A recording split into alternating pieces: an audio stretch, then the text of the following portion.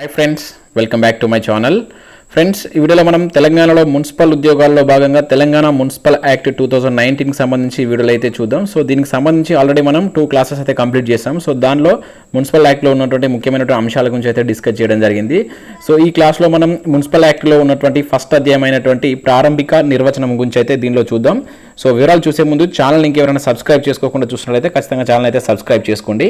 So అదేవిధంగా వీడియోని అయితే ఖచ్చితంగా లైక్ చేయండి. సో మీరు లైక్ చేస్తే నాకు ఎంతో బూస్టింగ్గా ఉంటుంది. సో మరింత త్వరగా నెక్స్ట్ వీడియోస్ తీసుకురావడానికి అయితే నేను ప్రయత్నం చేస్తాను. సో ఖచ్చితంగా వీడియోని లైక్ చేసి మీ ఫ్రెండ్స్కి అయితే షేర్ చేయండి. సో ఫ్రెండ్స్, అదేవిధంగా మన ఛానల్కి సంబంధించినటువంటి టెలిగ్రామ్ గ్రూప్ కానీ వాట్సాప్ గ్రూప్ కానీ కింద డిస్క్రిప్షన్లో ఉంటుంది, జాయిన్ కండి. ఎందుకంటే దానిలో డైలీ నేను దీనికి సంబంధించినటువంటి ఆన్లైన్ టెస్ట్లో యొక్క లింక్స్ అనేది షేర్ చేస్తున్నాను కనుక సో దాంట్లో జాయిన్ కండి. సో మీకు చాలా యూస్ఫుల్గా ఉంటుంది. సో ఇక్కడ చూద్దాం మనం. సో ఇక్కడ ఇది ఫస్ట్ యూనిట్ మనకు టోటల్గా 7 యూనిట్స్ ఉన్నాయని చెప్పేసి మీకు చెప్పడం జరిగింది. 7 యూనిట్స్ 4 షెడ్యూల్ అనేటువంటిది మనకు తెలంగాణ మున్సిపల్ యాక్ట్లో ఉంది. సో దాంట్లో ఫస్ట్ యూనిట్ వచ్చేసి మనకు ప్రారంభిక నిర్వచనం అని చెప్పేసి ఉంటుంది. సో దీనికి సంబంధించిన పీడిఎఫ్ కూడా నేను ఆల్రెడీ మన ఛానల్ ద్వారా అందించాను. వారి దగ్గర లేకుంటే కింద డిస్క్రిప్షన్లో ఉంటుంది. ఎప్పుడు కానీ దీనికి సంబంధించిన టోటల్ మెటీరియల్ అనేటువంటి మన ఛానల్ యొక్క వెబ్సైట్ sjtutorial.com అని చెప్పేసి మీరు గూగుల్లో సెర్చ్ చేస్తే మన వెబ్సైట్ వస్తుంది. ఆ వెబ్సైట్లో అన్ని పోస్టులు దొరుకుతాయి. మీకు ఏది కావాలన్నా మనకు మున్సిపల్ యాక్ట్ సంబంధించి పీడిఎఫ్, ఇంగ్లీష్ మీడియంది, తెలుగు మీడియంది, అదేవిధంగా డైలీ మేము పెట్టేటువంటి కరెంట్ అఫైర్స్ లింక్స్ కూడా అక్కడ మీకు అవైలబుల్గా ఉంటాయి. సో ఇది మనకు ఫస్ట్ లెసన్లో ఏమి ఇచ్చాడంటే, సో టోటల్గా ఇది మనకు చూస్తే కొంచెం పెద్దగా అనిపిస్తుంది. చాప్టర్ వైజ్గా చూసుకుంటే అన్ని చాప్టర్ కంటే పెద్దగా అనిపిస్తుంది. కానీ పెద్దగా దీనిలో మ్యాటర్ వచ్చేసి ఓన్లీ టోటల్గా మనం మున్సిపాలిటీ అదేవిధంగా కార్పొరేషన్లో యూజ్ చేసేటువంటి వర్డ్స్ యొక్క డెఫినేషన్స్ మాత్రమే దీనిలో ఇవ్వడం జరిగింది. సో మినిమం 3 to 5 క్వశ్చన్స్ మన ఎగ్జామ్లో దీని నుంచి ఎక్స్పెక్ట్ చేయవచ్చు. చాలా సింపుల్ చాప్టర్. సో ఈజీగా మన మార్క్స్ అయితే గెయిన్ చేయడానికి ఛాన్స్ ఉంటుంది. మీరు పీడిఎఫ్ చూసినప్పుడు కొంచెం వర్డ్స్ అయితే కొంచెం కఠినంగా కనబడతాయి. సో అన్నిటి గురించి కొన్ని చదివితే అర్థమయ్యే విధంగా ఉంటాయి, కొన్ని మాత్రం చదవాల్సి ఉంటుంది. అంటే కొంచెం దాని డెప్త్గా తెలుసుకోవాల్సి ఉంటుంది. వాటి గురించి అయితే చూద్దాం. సో టోటల్గా ఈ యూనిట్లకి వచ్చేసి మనకు 2 సెక్షన్లు అయితే ఉండడం జరిగింది. ఈ యూనిట్లో 2 సెక్షన్స్ అనేటువంటివి ఉన్నాయి. టోటల్గా మనకు వచ్చేసి 301 సెక్షన్స్ అనేది మనకు దీనిలో ఉండడం జరిగింది. సో దానిలో ఓన్లీ 2 సెక్షన్స్ మాత్రమే మనకి ఫస్ట్ చాప్టర్ కింద అయితే చూడవచ్చు. సో దానిలో ఫస్ట్ సెక్షన్ కనుక చూసుకుంటే మనకు ఇది ఏదైతే దీని నిర్వచనం గురించి అయితే చెప్పడం జరిగింది. ఒక సెక్షన్ 1 కనుక చూసినట్టయితే ఈ చట్టాన్ని ఏదైతే మన తెలంగాణ మున్సిపల్ యాక్ట్ 2019 చట్టాన్ని సో ఈ నిర్వచనానికి సంబంధించి మన సెక్షన్ 1లో ఇవ్వడం జరిగింది. ఈ చట్టాన్ని తెలంగాణ పురపాలక చట్టం 2019 అని చెప్పేసి నిర్వచించడం అని చెప్పేసి ఉంటుంది మనకు. అంటే ఇక్కడ మన క్వశ్చన్ ఏ విధంగా అడగవచ్చు. సో తెలంగాణ మున్సిపల్ యాక్ట్ 2019 అనేది ఏ సెక్షన్ నిర్వచించబడింది అని చెప్పేసి డైరెక్ట్గా క్వశ్చన్ అడగడానికి ఛాన్స్ ఉంటుంది. అది సెక్షన్ 1లో నిర్వచించబడింది అని చెప్పేసి మనం ఆన్సర్ రాయాల్సి ఉంటుంది. సో ఇక్కడ ఇంకొకటి ఇంపార్టెంట్ కాన్సెప్ట్ ఏంటంటే, సో దీనిలో మనకు జిహెచ్ఎంసీకి ఏదైతే మనకు హైదరాబాద్ సంబంధించి జిహెచ్ఎంసీ ఉంది కదా, ఇది దీనికి మినహాయింపు అన్నమాట. సో ఓన్లీ జిహెచ్ఎంసీ కాక మిగతా ప్రాంతాలకు ఈ 2019 యాక్ట్ అనేటువంటిది వర్తిస్తుంది. మరి జిహెచ్ఎంసీకి సంబంధించి పరిపాలన విభాగం ఏ విధంగా ఉంటుందంటే, దీనికి 1955 యాక్ట్ అనేటువంటిది ఈ యాక్ట్ని బేస్ చేసుకొని ఇక్కడ పరిపాలన విభాగం అనేటువంటి కొనసాగుతుంది. సో ఓన్లీ జిహెచ్ఎంసీ విభాగాన్ని అడిగినప్పుడు 1955 యాక్ట్ గుర్తుంచుకోండి. సో దీనికి మనకు 2019 యాక్ట్ మిగతా నగరాలకు అన్నిటికి కలిసి అనమాట. సో అంతకుముందు క్లాస్లో కూడా మీకు చెప్పడం జరిగింది. 2019 యాక్ట్ అంటే ఎప్పుడు అమల్లోకి వచ్చిందంటే మనకు July 23rd. సో అక్కడ గవర్నర్ మనకు కొంత ప్రాబ్లం దీనిలో కొన్ని ఏదైతే ఎన్నికలకు సంబంధించి కొంత మార్పులు చేర్పులు చేయాలని చెప్పేసి దాన్ని మళ్ళీ రివర్స్ పంపిస్తే మనకు ఏదైతే October 9, 2019లో గెజెట్ అనేది రిలీజ్ చేయడం జరిగింది. సో అది ఆల్రెడీ మీకు ఎక్స్ప్లెయిన్ చేశాను. సో మళ్ళీ ఎక్స్ప్లెయిన్ చేయను నేను. సో అది అండ్ నెక్స్ట్ సెక్షన్ 2 ఏం ఉంటుందంటే మనకు దీనిలో సెక్షన్ 2 వచ్చేసి టోటల్గా దీనిలో 108 సబ్సెక్షన్స్ ఉంటాయి. ఒక్కొక్క దానిలో మనకు ఒక్కొక్క దానికి సంబంధించినటువంటి నిర్వచనాలు అనేటువంటి ఉండడం జరుగుతుంది. సో ఇక్కడ మన నిర్వచనాలు చూస్తే మనకు ఫస్ట్ వ్యాపార ప్రకటన, నియామకాలు, సో ఈ విధంగా స్టార్ట్ అవుతుంది. అవి మీకు డైరెక్ట్గా చదువుకుంటే అర్థమవుతుంది. ఏదైతే కొంచెం ఎగ్జామినేషన్ పాయింట్ ఆఫ్ వ్యూలో రావడానికి స్కోప్ ఉన్నటువంటి నిర్వచనాలు మాత్రమే నేను డిస్కస్ చేస్తాను. అవి ముఖ్యమైన నిర్వచనాలు అని చెప్పేసి అందుకని నేను చెప్తున్నాను ఇక్కడ. సో ఫస్ట్ మనం దీనిలో చూసినట్టయితే ఆకస్మిక ఖాళీ అని చెప్పేసి ఉంటుంది. సో డైరెక్ట్ అడగవచ్చు ఆకస్మిక ఖాళీ అంటే ఏంటి అని కూడా మనం నిర్వచనాలు అడిగేటువంటి సందర్భాలు కూడా ఉంటాయన్నమాట. ఎందుకంటే మనకి చాప్టర్ మొత్తం నిర్వచనాలే కనుక ఒక చాప్టర్ ఇచ్చింది కనుక ఖచ్చితంగా ఇళ్ళకెళ్ళి ఇటువంటి క్వశ్చన్సే దిగుతాయి. సో దీన్ని ఏంటంటే ఆకస్మిక ఖాళీ అంటే ఏంటంటే గడువు కాకముందే అక్కడ ఖాళీ ఏర్పడేదాన్ని మనం, అంటే ఏదైనా ఒక పదవి ఆ గడువు మూయక ముందే అక్కడ ఖాళీ ఏర్పడితే దాన్ని ఆకస్మిక ఖాళీ అంటాం. సో ఆల్రెడీ నేను చెప్పడం జరిగింది. ఏదైనా కారణం చేత ఇక్కడ ఖాళీ ఏర్పడితే మున్సిపల్ కమిషన్ 15 days లోపు అయితే మన రాష్ట్ర ఎన్నికల కమిషన్కి అయితే అక్కడ ఖాళీ వివరాలు అయితే వివరించవలసి ఉంటుంది. వితిన్ 4 monthsలో అక్కడ బై ఎలక్షన్స్ అనేది జరపవలసి ఉంటుందని చెప్పేసి మనం ప్రీవియస్ క్లాస్లో చూసాం, గుర్తుంచుకోండి. సో ఇటువంటి మనకి ఎగ్జామ్లో అడిగేటువంటి ఛాన్స్ అయితే ఉంటుంది. గడువు కాకముందే అన్నమాట అక్కడ ఖాళీ ఏర్పడితే దాన్ని ఆకస్మిక ఖాళీ. అదేవిధంగా మోస్ట్ ఇంపార్టెంట్ ఏంటంటే ఇక్కడ చైర్పర్సన్, వైస్ చైర్పర్సన్, కలెక్టర్ అనేటువంటి వర్డ్స్ గురించి అడుగుతాడు. ఇవి మనకి ఎక్కువగా మున్సిపల్ యాక్ట్లో రిపీట్ అయ్యేటువంటి వర్డ్స్ అనమాట.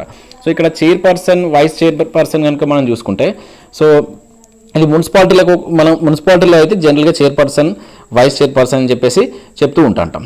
సో మనకు మీరు యాక్ట్లో చూసినప్పుడు ఇక్కడ కార్పొరేషన్ గురించి చూసినప్పుడు 3వ పరిచ్ఛేదనంలో ఉన్నటువంటి దానికి కొనసాగింపుగా వీటి యొక్క అర్థాలు ఉంటాయని చెప్పేసి ఉంటుంది. మున్సిపాలిటీ అన్నప్పుడు 2వ పరిచ్ఛేదనం ఉంటుంది. ఇక్కడ 2వ పరిచ్ఛేదనం, 3వ పరిచ్ఛేదనం అంటే 2వ షెడ్యూల్, 3వ షెడ్యూల్ ప్రకారము అని చెప్పేసి అని మీనింగ్ వస్తుందన్నమాట. ఏముంటుంది మరి అక్కడ 2వ షెడ్యూల్, 3వ షెడ్యూల్లో 2వ షెడ్యూల్లో లిస్ట్ ఆఫ్ మున్సిపాలిటీస్ ఉంటుంది, 3వ షెడ్యూల్లో లిస్ట్ ఆఫ్ కార్పొరేషన్స్ ఉంటుంది అంటే వాటి ప్రకారం అని మీనింగ్ ఉంటుంది. మరి ఇక్కడ చైర్పర్సన్, వైస్ చైర్పర్సన్ అనేది ఎక్కడ పిలుస్తాం మనం? మున్సిపాలిటీలో చైర్పర్సన్, వైస్ చైర్పర్సన్. సో అదే విధంగా ఉంటుంది. బట్ కార్పొరేషన్కి వచ్చే వరకు ఏ విధంగా చూడాలంటే మనం మేయర్, డిప్యూటీ మేయర్, ఇవే పదాలు మనం మేయర్, డిప్యూటీ మేయర్గా అనడం జరుగుతుంది. మీరు ఏదంటే గుర్తు పెట్టుకోవాలి. ఇప్పుడు మన మున్సిపాలిటీలో కౌన్సిలర్స్ ఉంటారు. ఏదైతే ప్రజలు కౌన్సిలర్లు ఎన్నుకుంటే వాళ్ళు చైర్మన్ ఎన్నుకుంటారు, తర్వాత వైస్ చైర్మన్ ఉంటారు. సో అంటే ఎన్నుకున్నటువంటి వాళ్ళ కౌన్సిలర్కి వెళ్ళి ఒకరిని వైస్ చైర్మన్గా నియమించడం జరుగుతుంది. అదే కార్పొరేషన్కి వస్తే మనకు ఇక్కడ డివిజన్స్ ఉంటాయి. అక్కడైతే వార్డ్స్ ఉంటాయి, ఇక్కడ డివిజన్స్ ఉంటాయి. ఈ డివిజన్స్లో ఒక్కొక్క కార్పొరేటర్ ప్రజల చేత ఎన్నుకోబడతారు. అక్కడ నుంచి మనకు మేయర్ ఎన్నుకోబడతారు అనమాట. సో తర్వాత డిప్యూటీ మేయర్.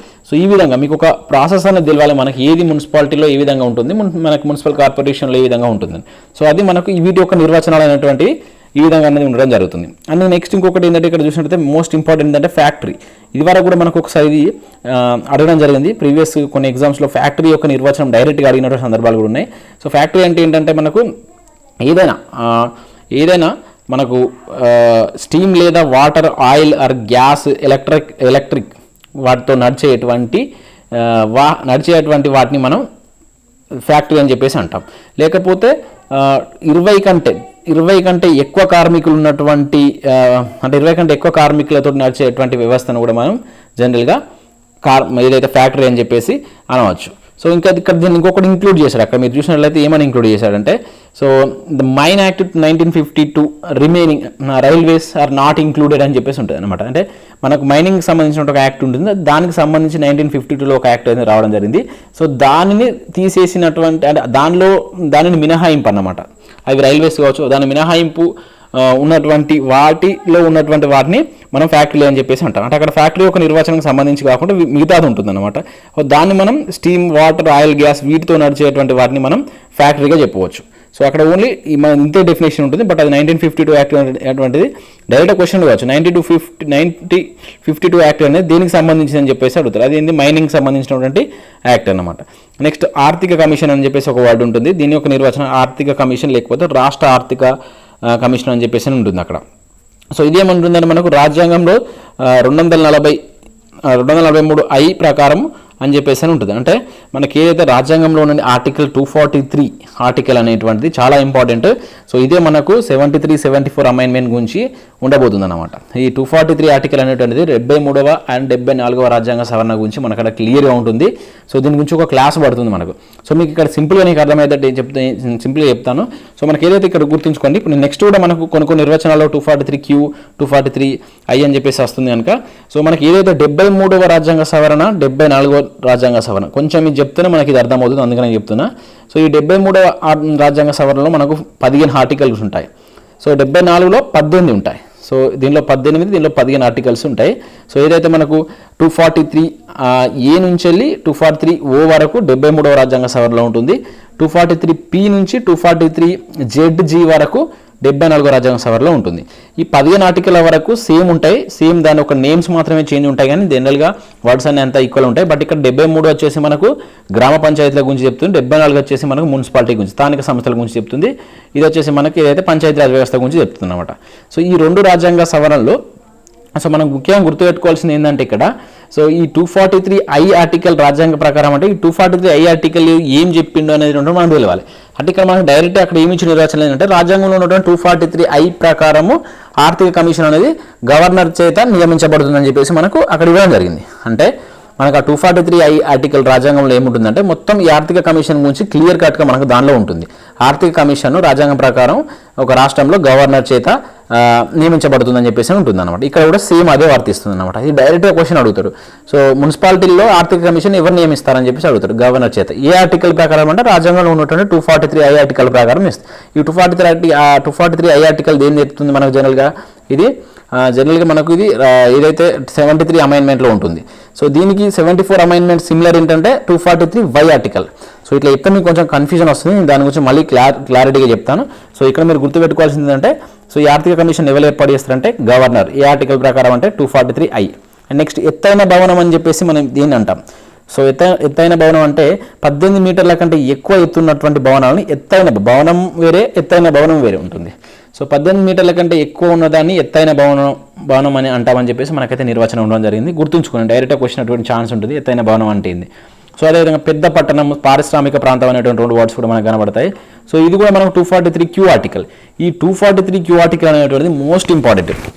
మనకు చాలాసార్లు రిపీట్ అవుతూ ఉంటుంది ఈ ఆర్టికల్. ఈ మనకి ఏదైతే యాక్ట్లో ఈ Q ఆర్టికల్ మనకి ఏం చెప్తుందంటే, జనరల్గా మనకు 73వ రాజ్యాంగ సవరణలో 243B, ఇది మనకు 74వ రాజ్యాంగ సవరణలో 243Q అన్నమాట. ఈ రెండింటికి సిమిలారిటీ ఉంటుంది. ఈ 243B ఆర్టికల్ మనకి ఏదైతే 73వ రాజ్యాంగ సవరణలో 3 అంచెల పంచాయతీ రాజ్ వ్యవస్థను తెలుపుతుంది. ఇక్కడ కూడా మనకి ఏం చెప్తుంది? ఇది Q ఆర్టికల్ కూడా 3 అంచెల వ్యవస్థను తెలుపుతుంది. కానీ ఇప్పుడు మనకు లేదు అది. ఇప్పుడు ఓన్లీ 2 అంచెల వ్యవస్థ కిందనే మనం చూడవచ్చు. ఎందుకంటే అంతకుముందు నగర పంచాయతీలు, మున్సిపాలిటీలు, మున్సిపల్ కార్పొరేషన్లు ఉండేది. ఇప్పుడు మొత్తం నగర పంచాయతీలు తీసేసి ఓన్లీ మున్సిపాలిటీలు, మున్సిపల్ కార్పొరేషన్ చేసింది కనుక, సో అందులో ఆ మున్సిపాలిటీలు, మున్సిపల్ కార్పొరేషన్లో ఉన్నటువంటి నిర్వచనాలు దీనికి వర్తిస్తాయి, ఈ పట్టణం అండ్ పారిశ్రామిక ప్రాంతానికి వర్తిస్తాయి అని చెప్పేసి ఇండైరెక్ట్గా చెప్తున్నారు అన్నమాట. అంటే ఇక్కడ పట్టణం, పారిశ్రామిక ప్రాంత నిర్వచనం ఏంటంటే రాజ్యాంగంలో ఉన్నటువంటి 243 ఆర్టికల్ని అనుసరించి వాటి యొక్క నిర్వచనాలు ఉంటాయని చెప్పేసి మనం చెప్పవలసి ఉంటుంది, ఆన్సర్ చేయాల్సి ఉంటుంది ఒకవేళ క్వశ్చన్ కనుక దీనికి సంబంధించి మనం అడిగితే. అండ్ నెక్స్ట్ ఇంకొకటి ఏంటంటే సభ్యుడు. సో సభ్యుడు అంటే ఏంటి జనరల్గా? సో సభ్యుడు అంటే ప్రజల చేత ఎన్నుకోబడినటువంటి వ్యక్తి, లేదంటే కోఆప్టెడ్ సభ్యులను కూడా మనం సభ్యుడిగా చెప్పవచ్చు. సభ్యుడికి ఫుల్ నిర్వచనం ఏంటంటే ప్రజల చేత ఎన్నుకోబడిన వారు. అంటే ఎట్లా అడుగుతారు క్వశ్చన్, కింది వాటిలో సభ్యుడు అని చెప్పేసి ఎవరిని అంటామంటారు. అక్కడ ప్రజల చేత ఎన్నుకోబడిన వ్యక్తియా, లేకపోతే ఇంకా సంథింగ్ అడుగుతాడు. లేకుంటే కోఆప్షన్ మెంబర్ కూడా సభ్యుడి కిందికి వస్తారు. గుర్తుంచుకోండి, కోఆప్టెడ్ సభ్యులు అని చెప్పేసి మనం ఇంతకుముందే 2018లో మనం పంచాయతీ యాక్ట్లో నేర్చుకోవడం జరిగింది. సో దీనిలో కూడా కోఆప్షన్ మెంబర్స్ అనేది ఉంటారు. నెక్స్ట్ పురపాలికల సంస్థ. సో ఇది కూడా మనకి ఇంతకుముందు లాగానే 243 Q ఆర్టికల్. ఏదైతే 2 అంచెల పంచాయతీ వ్యవస్థ కావచ్చు, 3 అంచెల పంచాయతీ రాజ్ వ్యవస్థ, 2 అంచెల వ్యవస్థ అంటే ఏదైతే మున్సిపాలిటీస్, కార్పొరేషన్కి సంబంధించినట్టు నిర్వచనాలను అనుసరించి పురపాలిక సంస్థలు అని చెప్పేసి పిలవడతాయని చెప్పేసి ఉంటుంది. ఇక్కడ ఆర్టికల్స్ ఇంపార్టెంట్. నెక్స్ట్ వచ్చేసి అనుచిత కులము అండ్ అనుచిత జాతి. సో ఈ అనుచిత కులము అంటే ఏంటంటే SC, ఏదైతే మనకు షెడ్యూల్డ్ క్యాస్ట్ గురించి తెలిపేటువంటి అనుచిత కులం అనగానేమని క్వశ్చన్ అడిగినప్పుడు SC షెడ్యూల్ క్యాస్ట్ అని చెప్పి చెప్పాల్సింది. అది దేని ప్రకారం షెడ్యూల్ క్యాస్ట్ అంటాము? ఆర్టికల్ 341. సో రాజ్యాంగంలో ఉన్నటువంటి 341 ఆర్టికల్ మనకు షెడ్యూల్ కులాల గురించి, ఎవరిని షెడ్యూల్ కులాలు అంటాం, ఎక్కడెక్కడ ఉంటాయని చెప్పేసి క్లియర్ కట్గా ఉంటుంది. అది పెద్ద స్టోరీ, అది ఒక్క క్లాస్లో మనం చెప్పుకోలేము అనమాట. ఇక్కడ ఓన్లీ నిర్వచనాలు మాత్రమే చెప్తున్నాను. అనుసంచిత జాతి అంటే ఇది కూడా ST, ఏదైతే షెడ్యూల్ ట్రైబల్కి సంబంధించి ఇది ఆర్టికల్ 342 నిర్వచనం అనేటువంటిది. దాని ప్రకారం అనుసరించి మనం ఇక్కడ అనుచిత కులము, అనుచిత జాతి అని చెప్పేసి అంటామని ఉంటుంది. నెక్స్ట్ వచ్చేసి slaughter house. So slaughter house అంటే జంతు వదనశాల అని ఉంటుంది. జంతు వదనశాల ఈజ్ నథింగ్ బట్ జూ అన్నమాట. మనకు ఏదైతే అవి మున్సిపల్ కార్పొరేషన్లో ఉంటాయి కదా, సో వాటి గురించి కూడా మనకి ఇక్కడ ఇవ్వడం జరిగింది. అండ్ నెక్స్ట్ కనుక చూసుకుంటే రాష్ట్ర ఎన్నికల కమిషన్. సో రాష్ట్ర ఎన్నికల కమిషన్ వచ్చేసి 243K అనేటువంటి మనకు దీని వివరణ ఇవ్వడం జరుగుతుంది. సో 243 రాజ్యాంగంలో ఉన్నటువంటి 243 ఆర్టికల్ అనుసరించి మనకి ఇది ఉంటుందని చెప్పేసి మనకైతే అక్కడ ఉండడం జరుగుతుంది. నెక్స్ట్ అదేవిధంగా ఇంకా కొన్ని వర్డ్స్ అయితే ఉండడం జరిగింది మనకి, ఏదైతే వార్డు కమిషన్ కావచ్చు. Just 1 second.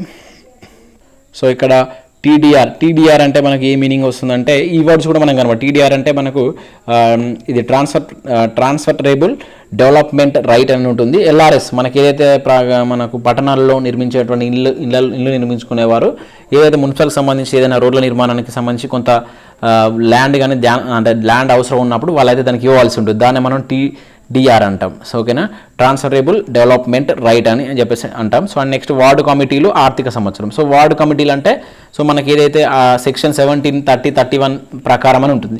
17 ప్రకారం అంటే ఏముంటుందంటే ప్రతి దాంట్లో మనకు వార్డు కమిటీలు ఉంటాయి. ఒక్కొక్క వార్డు కమిటీ ఇలా ఒక్కొక్క వార్డులో 4 కమిటీలు ఏర్పాటు చేస్తారు. ఆ కమిటీలో ఒక్కొక్క కమిటీలో 15 మంది ఉంటారు. ఆ 15 మంది కూడా అన్ని వర్గాల వారిని తీసుకోవాల్సి ఉంటుందని చెప్పేసి మనకు దాంట్లో క్లియర్ కట్గా ఉండడం జరిగింది. సో వార్డు కమిటీ అంటే ఆ విధంగా నిర్వచించవలసి ఉంటుంది. నెక్స్ట్ ఆర్థిక సంవత్సరం అంటే ఏప్రిల్ 1 చే ప్రారంభమయ్యేది ఆర్థిక సంవత్సరం అనే మీనింగ్ వస్తుంది. మన అందరికీ తెలిసిందే. ఇక్కడ సంవత్సరం అంటే మనం ఏప్రిల్ 1 అంటే 1 నుంచి స్టార్ట్ అయ్యేటువంటి సంవత్సరాన్ని మనం ఆర్థిక సంవత్సరంగా తీసుకుంటాం as for the 2019 municipal act ప్రకారం అనమాట. ఇవి దానిలో ఉన్నటువంటి కొన్ని ఇంపార్టెంట్ నిర్వచనాలు. సో ఇదైనా మనకి చాలా ఇక్కడ ఏంటంటే 243 ఆర్టికల్ గురించి క్లియర్గా తెలవాలి. నేను ఇచ్చినటువంటి నిర్వచనాలు వీటిని కాకుండా ఇంకా చాలా ఉన్నాయి. అవన్నీ మీకు చదివితే అర్థమైపోతుంది. ఏదైతే కొంచెం మనకు రాజ్యాంగం రిలేటెడ్గా ఉన్నటువంటి వాటిని నేను దీనిలో మీకు క్లియర్గా ఎక్స్ప్లెయిన్ చేయడం జరిగింది. సో వీడియో నచ్చినట్లయితే ఖచ్చితంగా లైక్ చేసి మీ ఫ్రెండ్స్ అండ్ ఫ్యామిలీకి అయితే షేర్ చేయండి. ఇంకా ఎవరైనా మన ఛానల్ని సబ్స్క్రైబ్ చేసుకోకుండా చూస్తున్నట్లయితే ఖచ్చితంగా ఛానల్ అయితే సబ్స్క్రైబ్ చేసుకోండి. So thank you watching for this video. Thank you.